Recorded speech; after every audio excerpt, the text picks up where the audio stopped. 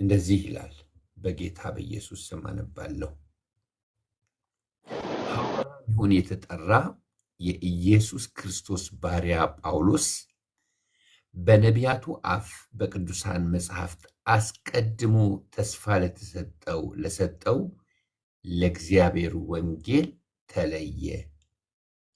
ይህም ወንጌል በሥጋ ከዳዊት ዘር ስለተወለደ እንደ ቅድስና መንፈስ ግን ከሙታን መነሳት የተነሳ በኃይል የእግዚአብሔር ልጅ ሆኖ ስለተገለጠ ስለ ልጁ ነው። እርሱም ጌታችን ኢየሱስ ክርስቶስ ነው። በእርሱም ስለ ስሙ በአሕዛብ ሁሉ መካከል ከእምነት የሚነሳ መታዘዝ እንዲገኝ ጸጋንና ሐዋርያነትን ተቀበልን። በእነርሱም መካከል የኢየሱስ ክርስቶስ ልትሆኑ የተጠራችሁ እናንተ ደግሞ ናችሁ። በእግዚአብሔር ለተወደዳችሁና ቅዱሳን ልትሆኑ ለተጠራችሁ በሮሜ ላላችሁት ሁሉ ከእግዚአብሔር ከአባታችን ከጌታም ከኢየሱስ ክርስቶስ ጸጋና ሰላም ለእናንተ ይሁን። እምነታችሁ በዓለም ሁሉ ስለተሰማች አስቀድሜ ስለሁላችሁ አምላኬን በኢየሱስ ክርስቶስ አመሰግናለሁ። በልጁ ወንጌል በመንፈሴ የማገለግለው እግዚአብሔር ምስክሬ ነውና ምናልባት ብዙ ቆይቼ ወደ እናንተ አሁን እንድመጣ በእግዚአብሔር ፈቃድ መንገድን እንዲያቃናልኝ እየለመንኩ ሁልጊዜ ስጸልይ ስለ እናንተ ሳላቋረጥ አሳስባለሁ። ትጸኑ ዘንድ መንፈሳዊ ስጦታ እንዲያካፍላችሁ ላያችሁ ናፍቃለሁና፣ ይህን ማለቴ በመካከላችን ባለች በእናንተና በእኔ እምነት አብረን በእናንተ እንድንጽናና ነው። ወንድሞች ወይ በሌሎች አሕዛብ ደግሞ እንደሆነ በእናንተ ፍሬ አገኝ ዘንድ ብዙ ጊዜ ወደ እናንተ ልመጣ እንዳሰቡ እስካሁን ግን እንደተከለከልኩ ታውቁ ዘንድ እወዳለሁ። ለግሪክ ሰዎችና ላልተማሩ፣ ለጥበበኞችና ለማያስተውሉ ዕዳ አለብኝ። ስለዚህ በሚቻለኝ መጠን በሮሜ ላላችሁ ለእናንተ ደግሞ ወንጌልን ልሰብክ ተዘጋጅቻለሁ። በወንጌል አላፍርምና አስቀድሞ ለአይሁዳዊ ደግሞም ለግሪክ ሰው ለሚያምኑ ሁሉ የእግዚአብሔር ኃይል ለማዳን ነውና፣ ጻድቅ በእምነት ይኖራል ተብሎ እንደተጻፈ የእግዚአብሔር ጽድቅ ከእምነት ወደ እምነት በእርሱ ይገለጣልና። እውነትን በአመፃ በሚከለክሉ ሰዎች በኃጢአታቸውና በአመፃቸው ሁሉ ላይ የእግዚአብሔር ቁጣ ከሰማይ ይገለጣልና።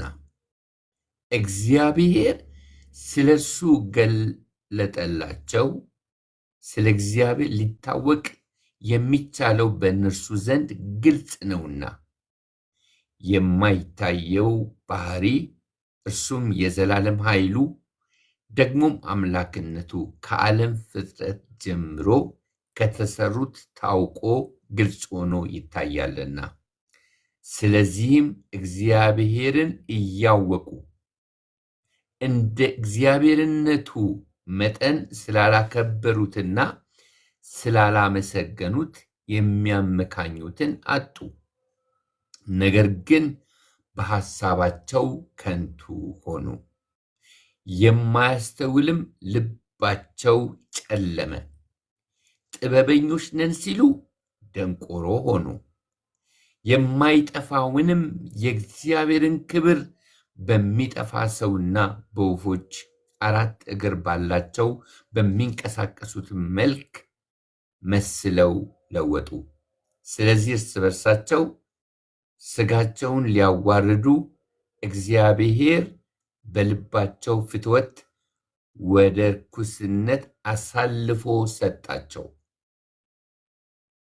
ይህም የእግዚአብሔርን እውነት በውሸት ስለለወጡ በፈጣሪ ፈንታ የተፈጠረውን ስላመለኩና ስላገለገሉ ነው። እርሱም ለዘላለም የተባረከ ይሁን። ስለዚህ እግዚአብሔር ለሚያስነውር ምኞት አሳልፎ ሰጣቸው። ሴቶቻቸውም ለባህሪያቸው የሚገባውን ሥራ ለባህሪያቸው በማይገባው ለወጡ። እንዲሁም ወንዶች ደግሞ ለባህሪያቸው የሚገባውን ሴቶችን መገናኘት ትተው እርስ በርሳቸው በፍትወታቸው ተቃጠሉ። ወንዶችም በወንዶች ነውር አደረጉ። በስተታቸውም የሚገባውን ብድራት ለራሳቸው ተቀበሉ። እግዚአብሔርን ለማወቅ ባልወደዱት መጠን እግዚአብሔር የማይገባውን ያደርጉ ዘንድ ለማይረባ አእምሮ አሳልፎ ሰጣቸው። አመፃ ሁሉ፣ ግፍ፣ መመኘት፣ ክፋት ሞላባቸው። ቅናትን፣ ነፍስ መግደልን፣ ክርክርን፣ ተንኮልን፣ ክፉ ጠባይን ተሞሉ። የሚያንሾካሹኩ፣ ሐሜተኞች፣ አምላክን የሚጠሉ፣ የሚያንገላቱ፣ ትዕቢተኞች፣ ትምክህተኞች፣ ክፋትን የሚፈላልጉ፣ ለወላጆቻቸው የማይታዘዙ፣ የማያስተውሉ፣ ውል የሚያፈርሱ፣ ፍቅር የሌላቸው፣ ምሕረት ያጡ ናቸው። እንደነዚህ ለሚያደርጉት ሞት ይገባቸዋል የሚለውን የእግዚአብሔርን ሕግ እያወቁ እነዚህን ከሚያደርጉ ጋር ይስማማሉ እንጂ አድራጊዎች ብቻ አይደሉም ይላል። በጣም የሚገርም የመጽሐፍ ቅዱስ ክፍል ነው። አሁን ይነበብ፣ አሁን ይሰበክ፣ አሁን ትምህርት ይሰጥበት፣ አሁን ይብራራ አይብራራ አላውቅም እንጂ ጌታ ኢየሱስ ክርስቶስን እንደ ግል አዳኝና ጌታ አድርጌ በተቀበልኩ ጊዜ እጅግ በጣም ከሚያስፈራኝ ከሚያስደነግጠኝ የመጽሐፍ ቅዱስ ክፍሎች ውስጥ ይሄኛው ክፍል በጣም ዋነኛ ነው። ጸጋ በተሰበከበት፣ ጸጋ በተነገረበት አንደበት እንደዚህ አይነት ከባባድ ቃሎችን አዲስ ኪዳን ውስጥ ማግኘት የማይጠበቅ የማይታሰብ ነው። ይሄ ጸጋ የገለጠው እግዚአብሔር እንደገና ደግሞ እንደሚፈርድ ለፍርድም አሳልፎ እንደሰጣቸው የሚናገር የመጽሐፍ ቅዱስ ክፍል ነው እና እንግዲህ ጠቅልል አድርጌ ትንሽ ነገር ልንገራችሁ። ሁላችሁም እንደምታውቁት እግዚአብሔር ራሱን ካልገለጠልን በቀር እግዚአብሔርን ፈልገን አግኝተነው ልናመልከውና ልንከተለው ደግሞም ደስ ልናሰኘው እንደማንችል የታወቀ ነው። ሃይማኖት ሰው አምላኩን የሚፈልግበት መንገድ ሲሆን ክርስትና አሁን እኛ ያለንበት መንገድ፣ አሁን እኛ ያለንበት እውነት፣ አሁን እኛ ያለንበት ሕይወት እግዚአብሔር ከሃይማኖት መካከል ነጥቆ እኛን ያወጣበት አምላክ፣ ወደ እኛ የመጣበት አምላክ ለእኛ የተገለጠበት ነው። ክርስትና መገለጥ ነው። አንድ ሰው ኮሜንት ላይ ይጻፍልኝ። ክርስትና ምንድን ነው? መገለጥ ነው። በዓለም ላይ እንግዲህ እስከ ቅርብ ጊዜ ድረስ ጥናቶች እንደሚያሳዩት ከ6000 በላይ ሃይማኖቶች አሉ። በስመ ክርስትና ብቻ አሁን ተጨምረው እንደሆነ አላውቅም፣ እስከ 200 ድረስ በስመ ክርስትና የሚጠሩ ሃይማኖቶች አሉ። ከ6000ም ከ200ም እኛ አሁን ያለንበት መንገድ ሃይማኖታዊ መንገድ ሳይሆን ሰው አምላክን ለመፈለግ ያበጀው መንገድ ሳይሆን እግዚአብሔር ለኔና ለናንተ ተገልጦ እኛን ያዳነበት መንገድ ነው። ክብር ለአምላካችን ለእግዚአብሔር ይሁን። ክርስትና መገለጥ ነው። ከሃይማኖት የሚያድን፣ ከጣዖት አምልኮ የሚያድን፣ ከአጉል ፍልስፍና፣ ከአጉል ጥበብ፣ ከአጉል አውቃለሁ ባይነት የሚያድን የእግዚአብሔር መገለጥ ነው ማለት ነው። ክብር ለእግዚአብሔር ይሁን። እግዚአብሔር ራሱን ገልጦልን ነው ያገኘነው እንጂ እግዚአብሔርን ፈልገነው በፍጹም አላገኘንም። እንግዲህ እንደዚህ ከሆነ እግዚአብሔር እንግዲህ ራሱን እንደገለጠ በመጀመሪያ ጌታ ኢየሱስን እንደ ግል አዳኝና ጌታ አድርገን በተቀበልን ጊዜ በሚሰጡ የደህንነት ትምህርቶች ተምረናል። ብዙዎቻችን እናውቃለን፣ ግን ይዘነጋል፣ ይረሳል። እሱ ብቻ ደግሞ አይደለም፣ ስርዓት ባለው መንገድ የደህንነትን ትምህርት፣ የደቀ መዝሙር ትምህርትን፣ የአገልግሎት ትምህርትን ስርዓት ባለው መንገድ ተምረው ተኮትኩተው ያደጉ በፐርሰንታይል በጣም ጥቂት ናቸው። አብዛኛው ቤተክርስቲያን ውስጥ ያሉ ሰዎች ወፍ ዘራሾች ናቸው። ማለት ምን ማለት ነው? እግዚአብሔር በልጁ በኢየሱስ ክርስቶስ በኩል ካዳናቸው በኋላ ልክ በወላጅ እንክብካቤ እንደሚያድጉ ልጆች ሳይሆኑ በራሳቸው ጊዜ ጥረው ግረው የሚያድጉ ናቸው። እኛ እግዚአብሔር ረድቶን ስርዓት ባለው መንገድ የእግዚአብሔርን ቃል የተማሩ በእግዚአብሔር ቤት ውስጥ በስርዓት የኖሩ ሰዎች አስተምረውን መንገዳቸውን አሳይተውን ዛሬ በምናልፍበት የህይወት ጎዳና ሁሉ ጽንት ብለን ይህንን ወንጌል ላለማሳፈር ራሳችንን በመግዛት እያገለገልን ነው ያለ ነው። እንደዚህ ወለም ዘለም የሚሉትን ስታያቸው፣ ሲዝረከረኩ የሚገኙትን ሰዎችን ስታያቸው ችግራቸው ምንድን ነው ሲባል ችግራቸው የእነሱ ብቻ አይደለም። ማን ነው እነሱን ሜንቶር ያደረገው? ማን ነው ሀሁ ብሎ ጽድቅን ቃል ያስተማራቸው? ማን ነው ጸሎት ያስተማራቸው?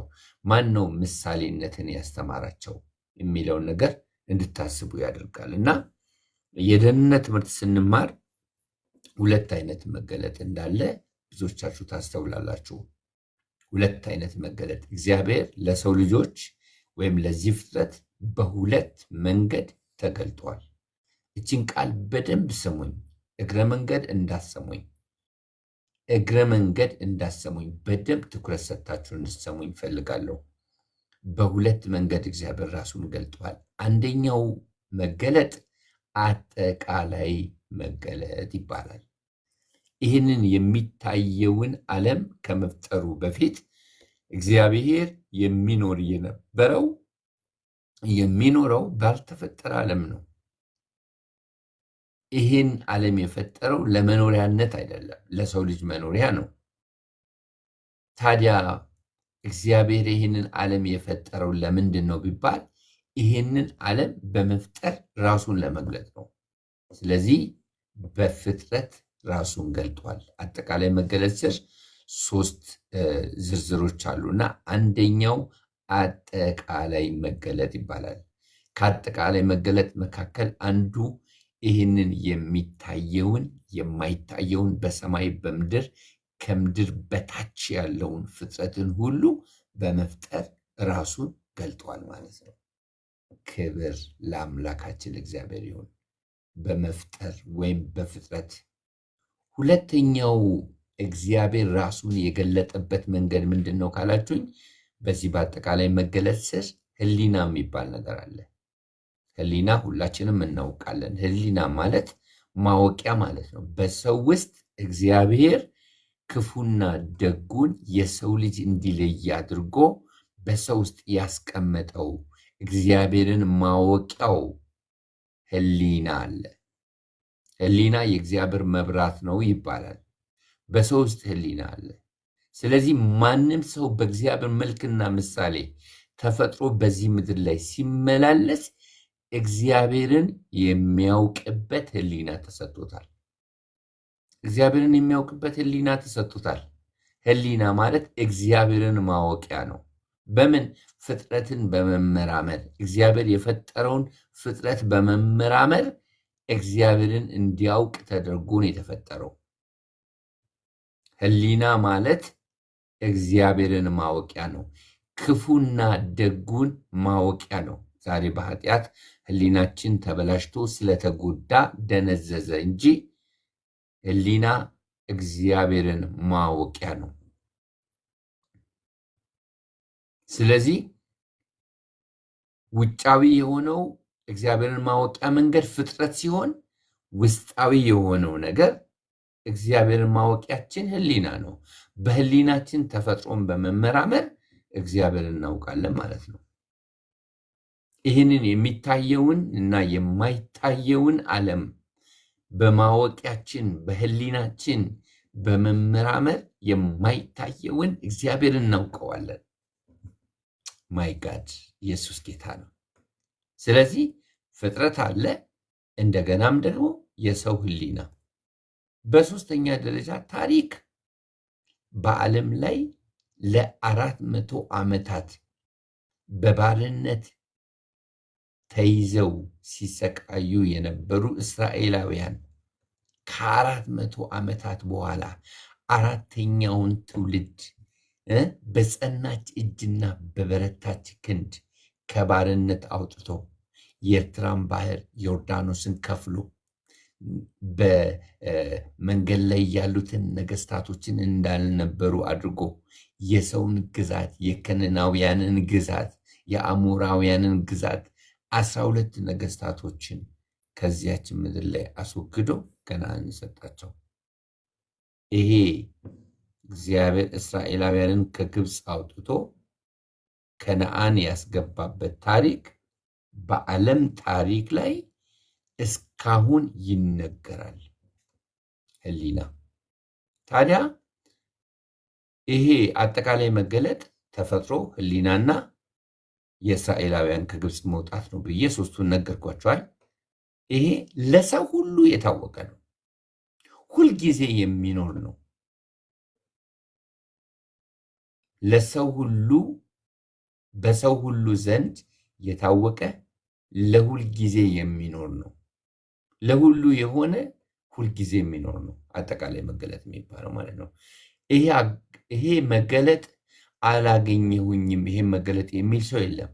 ሰው ሁሉ አጠቃላይ መገለጥ አለው። ሰው ሁሉ ተፈጥሮን አይቶ እግዚአብሔርን ማወቅ ይችላል። ሰው ሁሉ በህሊናው እግዚአብሔርን ማወቅ ይችላል። ሰው ሁሉ እስራኤላውያን ከግብፅ ምድር የወጡበትን ታሪክ በዓለም ታሪክም ጭምር ስለተመዘገበ ያውቃል። ይሄ አጠቃላይ መገለጥ ለልዩ መገለጥ እንደ ቅድመ ሁኔታ ነው። አጠቃላይ መገለጥ ለልዩ መገለጥ ቅድመ ሁኔታ ነው። ልዩ መገለጥ የሚባለው ደግሞ የትኛው ነው? በክርስቶስ ኢየሱስ እግዚአብሔር የተገለጠበት ነው። በመጽሐፍ ቅዱስ ውስጥ እግዚአብሔር የተገለጠበት ነው። በልዩ ልዩ ራእይና በልዩ ልዩ ህልሞች እግዚአብሔር ሰውን ኮሚኒኬት የሚያደርግበት ልዩ መገለጥ ይባላል። ስለዚህ ዓለማውያን አጠቃላይ መገለጥ አላቸው። በክርስቶስ ኢየሱስ የምናምን እኛ ግን ስፔሻል የሆነ መገለጥ አለን። አሜን። አጠቃላይ መገለጥ ለሰው ልጆች ሁሉ ነው። ሁልጊዜ የሚኖር ነው። በሁሉ ስፍራ ነው። ልዩ መገለጥ ግን በኢየሱስ ክርስቶስ ለሚያምኑት ነው። ለተወሰኑ ሰዎች ነው። ለተወሰነ ጊዜ ብቻ የሚቆይ ነው። አንዴ ልድገምላችሁ። አጠቃላይ መገለጥ ለሰው ሁሉ ነው። ለሁል ጊዜ የሚኖር ነው። በሁሉም ስፍራ የሚገኝ ነው። ከዚህ መገለጥ ውጭ የሆነ ሰው ይሄ መገለጥ አላገኘሁኝም የሚል ሰው የለም። ለሰው ሁሉ ስለሆነ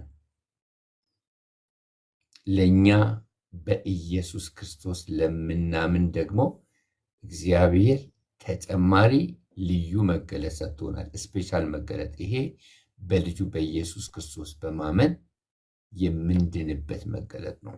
ይሄ መገለጥ የሌለው ሰው የዘላለም ሕይወት የለው። አጠቃላይ መገለጥ በፈጣሪና በተፈጣሪ መካከል ያለውን ግንኙነት የሚያሳይ ሲሆን ልዩ መገለጥ ግን በልጁ በኢየሱስ ክርስቶስ አምኖ የዘላለምን ሕይወት ለማግኘት የሚረዳ ነው። ክብርና ግርማ ለታላቁ አምላካችን እግዚአብሔር ይሁን። በደንብ እየሰማችሁኝ እንደሆነ እርግጠኛ ነኝ። ታዲያ ሮሜ ምዕራፍ 1 ቁጥር 28 ላይ እንደዚህ ይላል፣ እግዚአብሔርን ለማወቅ ባልወደዱት ይላል። በኢየሱስ የሚያምኑትን ነው እንደሚያወራው ይህ ክፍል። በኢየሱስ የሚያምኑትን ነው የሚያወራው አይደለም። አጠቃላይ መገለጥ ያላቸውን ሰዎችን ነው የሚያወራው። በኢየሱስማ የሚያምኑ ሰዎች አምነው ከሚመጣው ጥፋት፣ ከሚመጣው ቁጣ፣ ከሚመጣው ፍርድ ለአንዴና ለዘላለም ተጠብቀዋል። ክብር ለኢየሱስ ይሁን። ተጠብቀናል። ከዚህ መገለጥ ውጪ መሆን አንችልም። ምክንያቱም የተገለጠልን እግዚአብሔር የታመነ ስለሆነ እስከ መጨረሻው ድረስ ይጠብቀናል። ኢየሱስ ጌታ ነው። እሱ ራሱ ነው የተገለጠልን። ልዩ መገለጥ ለተወሰኑ ሰዎች ነው፣ በተወሰነ ስፍራ ነው፣ ለተወሰነ ጊዜ የሚቆይ ነው። አጠቃላይ መገለጥ በሁሉ ስፍራ ነው፣ ለሰው ሁሉ ነው፣ ሁልጊዜ የሚኖር ነው። ልዩ መገለጥ የደህንነት መገለጥ ነው። አጠቃላይ መገለጥ በፈጣሪና በተፈጣሪ መካከል ያለው መገለጥ ነው። አጠቃላይ መገለጥ ለልዩ መገለጥ ቅድመ ሁኔታ ነው። አጠቃላይ መገለጥ ስላለን ነው ወደ ልዩ መገለጥ የመጣ ነው። ታዲያ እነዚህ አጠቃላይ መገለጥ ያላቸው ሰዎች አጠቃላይ መገለጥን እንደሚገባ ባለመጠቀማቸው ምክንያት እግዚአብሔር ራሱን በአጠቃላይ መገለጥ ገልጦላቸው ሳለ እግዚአብሔርን ለማወቅ ባልወደዱት መጠን እግዚአብሔር የማይገባውን ያደርጉ ዘንድ ለማይረባ አእምሮ አሳልፎ ሰጣቸው ይላል። እግዚአብሔር እጃቸውን ይዞ ለማይረባ አእምሮ አሳልፎ ሰጠ ካልን በጣም ጨካኝ አምላክ ማድረጋችን ነው። ቃሉ እንደሱ አይልም።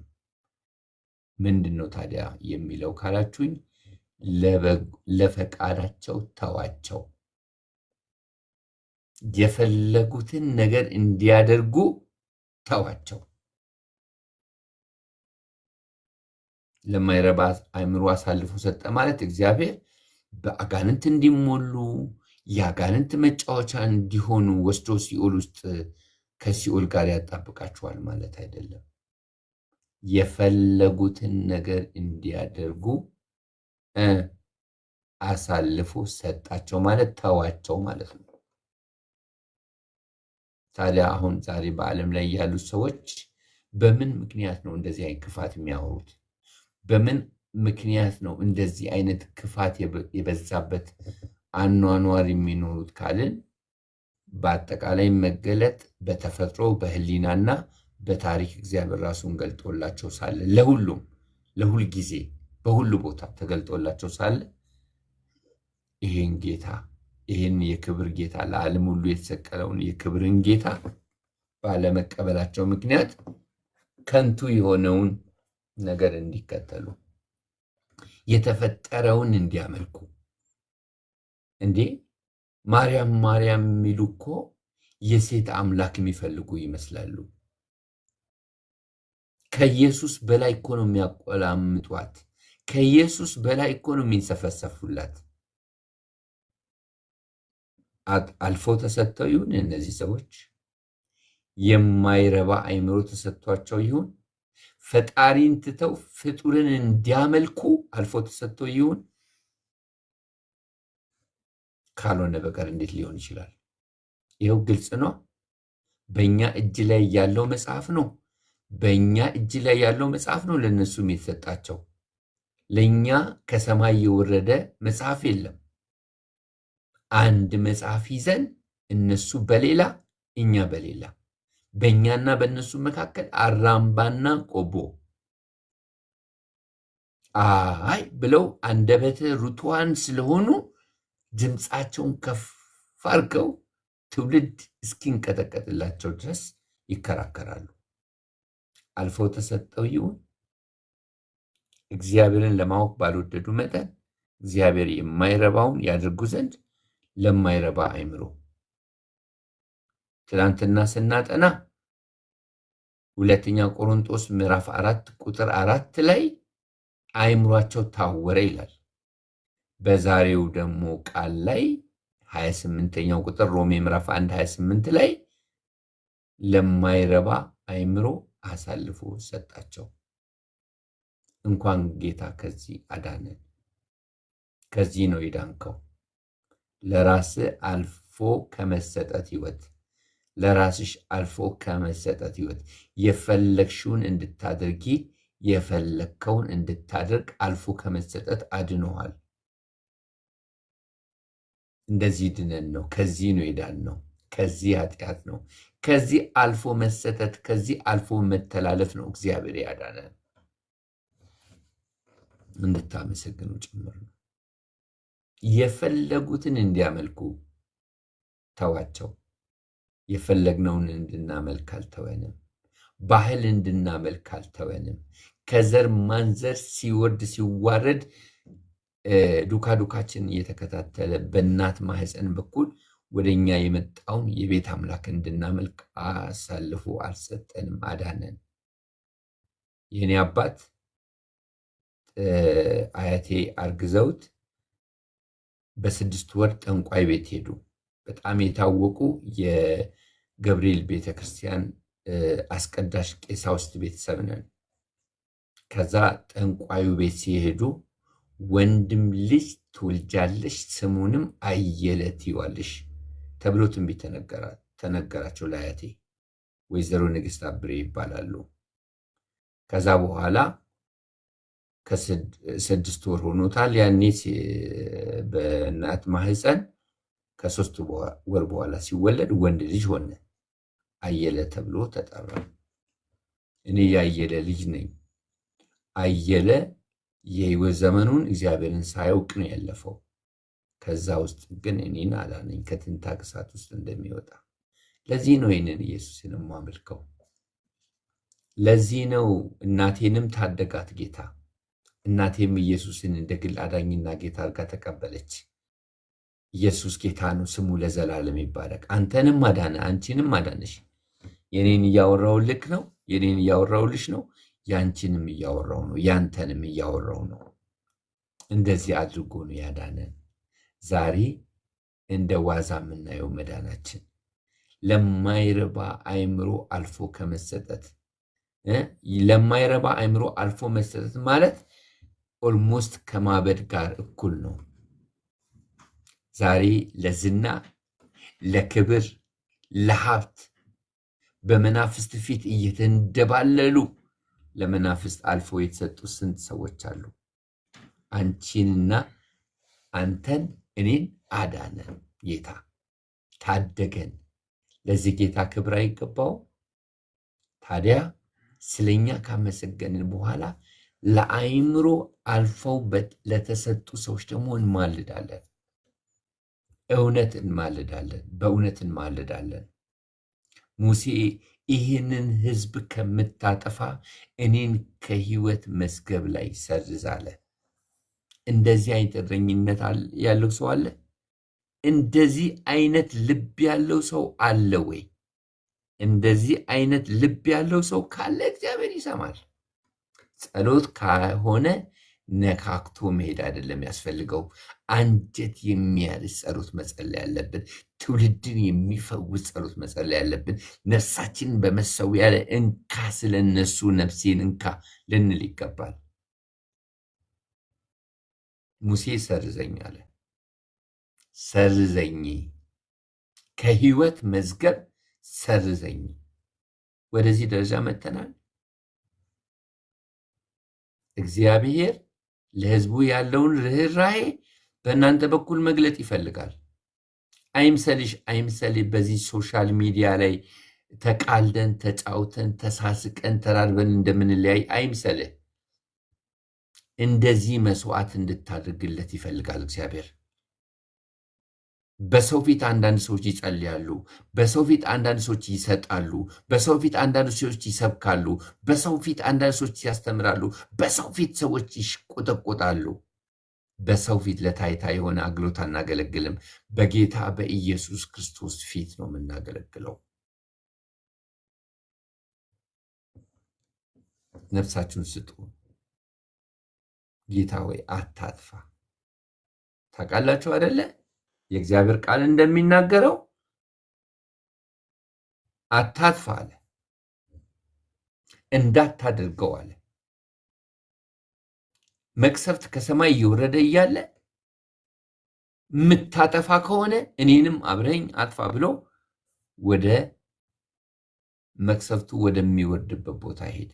በሙሴ ምክንያት የእግዚአብሔር ቃል ዘኍልቍ ላይ ሲናገር መቅሰፍቱ ምን ሆነ ይላል? ተከለከለ ይላል።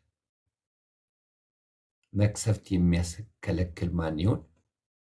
ሄሉ መቅሰፍት በአንቺ ምክንያት ይከለከል ይሆን? ሳይዳ በአንቺ ምክንያት መቅሰፍት ይከለከል ይሆን? አስናቀ በአንተ ምክንያት መቅሰፍት ይከለከል ይሆን?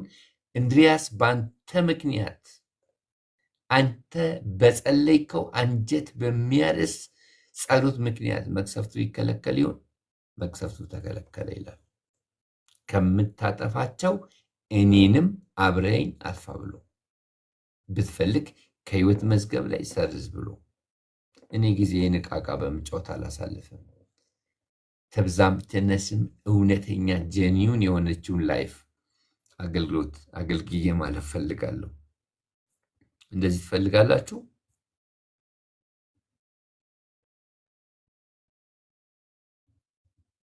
እግዚአብሔር ይርዳን እህቶቼ፣ እግዚአብሔር ይርዳን።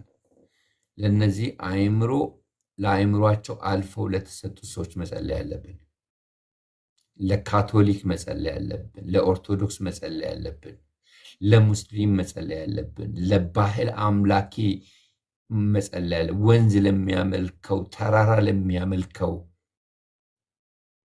መጸለይ ያለብን። ጸልዩ፣ እንባችሁን ወደ ሰማይ እርጩ። ምን አይነት ዘመን ነው?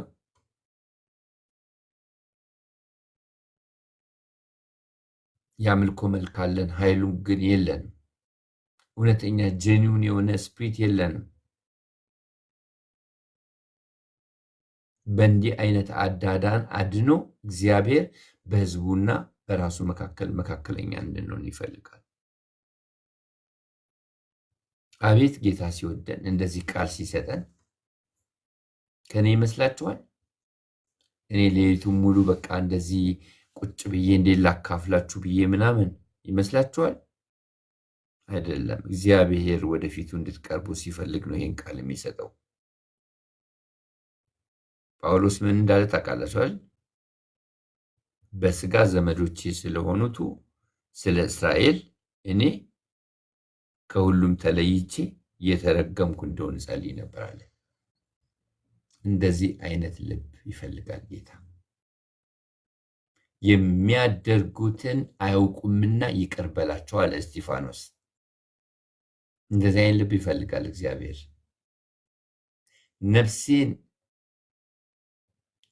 ነፍሴን አሳልፌ እሰጣለሁ አለ።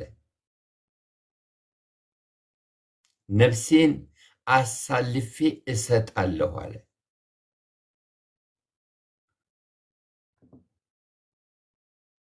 ነፍሴን አሳልፌ እሰጣለሁ አለ ኢየሱስ።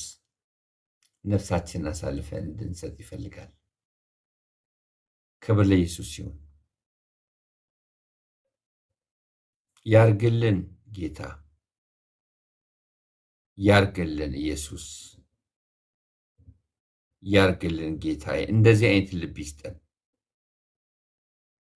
ብዙ ሐዘን የማያቋርጥም ጭንቀት በልቤ አለብኝ ስል በክርስቶስ ሁኜ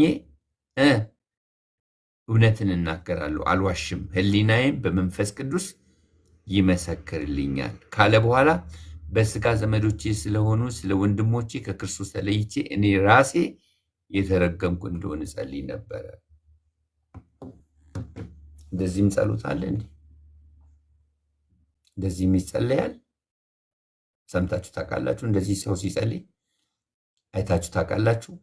ነፍሳችንን ልናኖር ይገባል። ስለኔ ነፍሱን የሚያጠፋ ያድናታል፣ ስለኔ ነፍሱን የሚያድን ያጣታል ተብሎ ተጽፏል። ይረዳናል። ስለ ዘመዶቻችሁ ብሰማ ስማ፣ ባሰማ አትስማ አይነት ጸሎት አንጸልይም። እባክህ የኔ አባት ሰፍሰፍ ብለን በንብርክ ሄደን እንጸልይ። እግዚአብሔር ይሰማናል።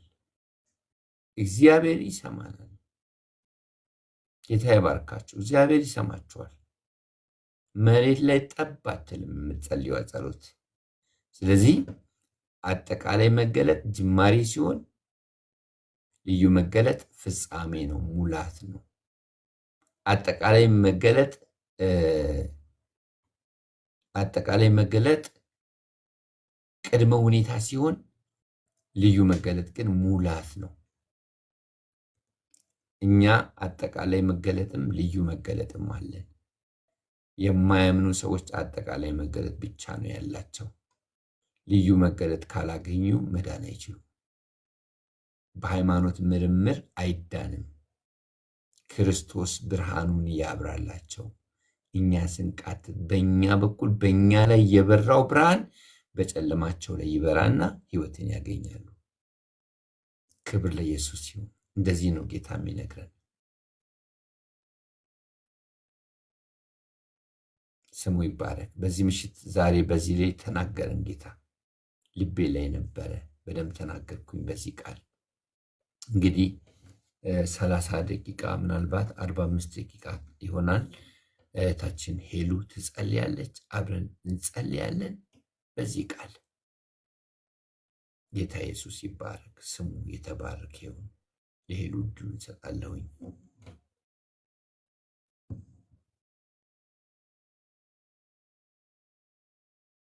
እሺ ፓስተር ተባረክ። ጌታ ኢየሱስ ይባርክ፣ ጸጋውን ያብዛልህ። እውነት ድንቅ ቃል ነው። እግዚአብሔር ለኛ የተገለጠበት ለፍጥረቱ የተገለጠበት መገለጥ እጅግ የሚያስደንቅ ነው። ጌታ አምላካችንን እጅግ አድርገን እናመሰግናለን። ክብር ሁሉ ለጌታ ለኢየሱስ ክርስቶስ ይሁን።